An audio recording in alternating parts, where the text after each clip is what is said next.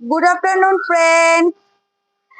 এই যে আজকে আমার এই ছোট্ট ফলসা গাছটা থেকে প্রথম ফলসা হারভেস্ট করব। আপনারা তো জানেনই যে এটা একটা ছোট 12 ইঞ্চির গ্রো ব্যাগে আছে। এই যে দেখুন, আর তাতে বেশ কিছু ফলসা কিন্তু হয়েছে। তো এই ফলসা গাছের একটা নেচার হচ্ছে, এটা কিন্তু অনেকটা এক কথায় বলতে গেলে দেশি মালবেরি বলতে পারেন।